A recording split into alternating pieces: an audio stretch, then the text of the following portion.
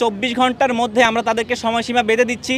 যদি এর মধ্যে দাবি দাওয়াগুলো মেনে না নেওয়া হয়, যদি এর কোনো দৃশ্যমান অগ্রগতি ওনারা না করতে পারে, তাহলে আমরা আমরা কর্মবিরতিতে যেতে বাধ্য হব। যৌক্তিক একটা নীতিমালা ছিল ডাক্তারদের জন্য বিসিএসের যে বয়সসীমা সেটা হলো 32 বছর। তাহলে যদি অন্যান্য ক্ষেত্রে যারা লেখাপড়া করে তাদের জন্য যদি আরও 2 বছর বাড়ানো হয়, তাহলে ডাক্তারদের জন্য আরও 2 বছর বাড়ানোটা অত্যন্ত যৌক্তিক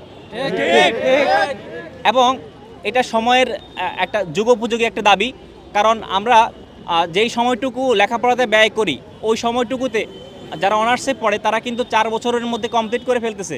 ফলে আমাদের টাইমটা যেহেতু সেখানে একাডেমিক ইয়ারে বেশি লাগতেছে, তাহলে আমরা পরবর্তীতেও কিন্তু এটা অতিরিক্ত টাইম পাওয়ার দাবি রাখি। আর আরেকটা বিষয় হলো, আমাদের ইন্টার্ন ডাক্তারদের যে বেতন, এই বেতনটা বর্তমানে একটা টোকেন মানি সরকার কর্তৃক দেওয়া হয়, সেটা হলো 20,000 টাকা।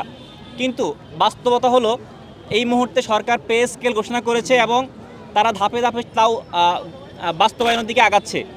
তো যখন পে স্কেল বাস্তবায়নের দিকে আগাবে, তখন আপনারা অলরেডি দেখতেছেন যে বিভিন্ন জিনিসের দ্রব্যমূল্যের অনেক বেশি ঊর্ধ্বগতি হচ্ছে। এভাবেই কোটি কোটি মানুষের ঘরে দেশ জুড়ে ফ্রিজ একটাই, ওয়ালটন। ফলে জিনিসের দাম বাড়তেছে, কিন্তু আমাদের কিন্তু বেতন ভাতা বৃদ্ধি পাচ্ছে না।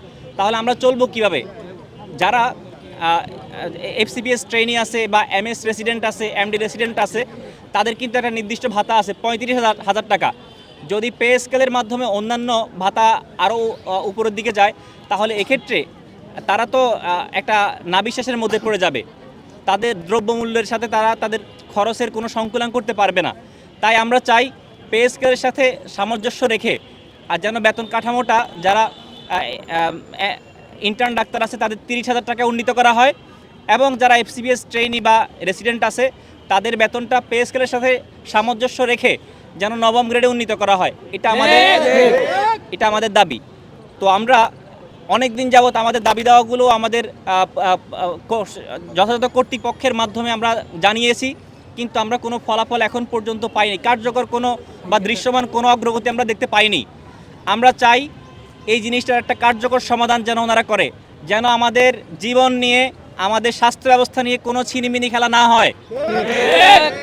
আমরা যদি আজকে 24 ঘন্টার মধ্যে আমরা তাদেরকে সময়সীমা বেঁধে দিচ্ছি, যদি এর মধ্যে দাবি দাওয়াগুলো মেনে না নেওয়া হয়, যদি এর কোনো দৃশ্যমান অগ্রগতি ওনারা না করতে পারে, তাহলে আমরা কর্মবিরতিতে যেতে বাধ্য হব। বাংলাদেশের সকল মেডিকেল কলেজ হাসপাতাল থেকে আমরা একযোগে কর্মবিরতিতে যেতে বাধ্য হব এবং আমরা কিন্তু কমপ্লিট শাটডাউনের যেতে বাধ্য হব। কারণ আমাদের কিন্তু দেয়ালের পিঠ থেকে গেছে, আমাদের আর পিছনে যাওয়ার কোনো জায়গা নেই। সো আমরা এই মুহূর্তে আমাদের কর্তৃপক্ষের কাছে উদাত্ত আহ্বান জানাচ্ছি, আপনারা আমাদের সমস্যাগুলো বুঝতে চেষ্টা করুন। আমরা আপনাদের সন্তান, আপনাদের সন্তানরাই কিন্তু মেডিকেলে লেখাপড়া করে, আপনাদের সন্তানরাই বিভিন্ন হাসপাতালের ডাক্তার। আপনারা যদি আপনাদের সন্তানদের বিষয়গুলো না বুঝেন, তাহলে আমাদের এই বিষয়গুলো বুঝবে কে?